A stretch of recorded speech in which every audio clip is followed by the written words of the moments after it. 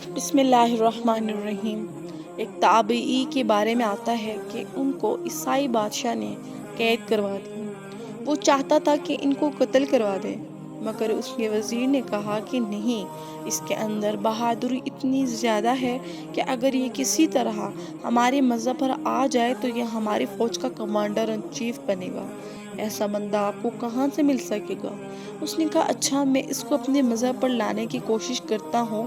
اس کا خیال تھا کہ میں اس کو لالچ دوں گا۔ چنانچہ اس نے اس کو لالچ دیا کہ ہم تجھے سلطنت دیں گے، تم ہمارا مذہب اختیار کر لو۔ مگر انہوں نے کوئی توجہ نہ دی۔ وہ پریشانی کے عالم میں سوچ رہا تھا کہ اس دوران ان کی نوجوان بیٹی نے پوچھا، ابا جان، آپ پریشان کیوں بیٹھے ہیں؟ اس نے کہا، بیٹی یہ معاملہ ہے۔ وہ کہنے لگی، ابا جان، آپ مجھے اجازت دیں تو میں اسے راستے پر لاتی ہوں۔ چنانچہ بادشاہ نے انہیں ایک کمرے میں بند کروا دیا اور اس لڑکی سے کہا کہ تم اسے راستے پر لے آؤ، اور بند سنور کر سامنے آتی۔ اس کا یہ سب کچھ کرنے کا مقصد انہیں اپنی طرف مائل کرنا تھا۔ وہ لڑکی اسی طرح 40 دن تک کوششیں کرتی رہی، مگر انہوں نے اسے آنکھ اٹھا کر بھی نہ دیکھا۔ 40 دن گزرنے کے بعد وہ ان سے کہنے لگی کہ آپ کیسے انسان ہیں؟ دنیا کا ہر مرد عورت کی طرف متوجہ ہوتا ہے، اور میں اس قدر خوبصورت ہوں، ہزاروں میں سے کوئی ایک بھی ایسی نہیں، اور میں تمہارے لیے روزانہ بند سنور کر آتی، مگر تم نے کبھی آنکھ اٹھا کر بھی نہیں دیکھا۔ اس کی کیا وجہ ہے؟ تم مرد نہیں ہے؟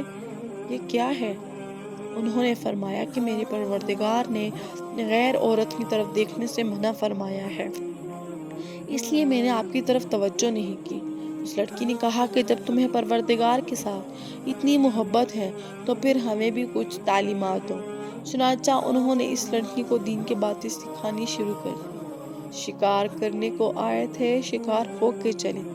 بالآخر وہ لڑکی اسلام قبول کرنے پر آمادہ ہو گئی، لہٰذا انہوں نے اس کو کلمہ پڑھا کر مسلمان بنا دیا۔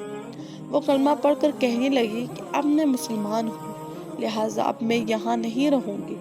بعد میں اس نے خود ہی ایک ترکیب بتائی جس کی وجہ سے اس تابعی رحمۃ اللہ علیہ کو بھی قید سے نجات مل گئی، اور وہ لڑکی خود بھی محلات کو چھوڑ کر مسلمانوں کے ساتھ چلی گئی۔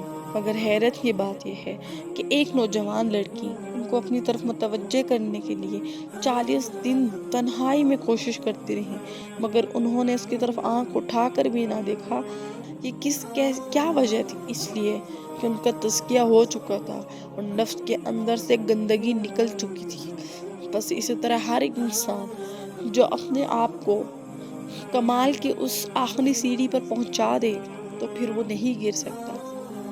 جس طرح انسان جب پہاڑ پر چڑھتا ہے تو جب تک وہ مکمل طور پر اوپر نہ چڑھا ہو تو گرنے کا خطرہ ہوتا ہے، مگر اگر ایک دفعہ اوپر چڑھ جائے تو پھر وہ واپس نہیں گر سکتا۔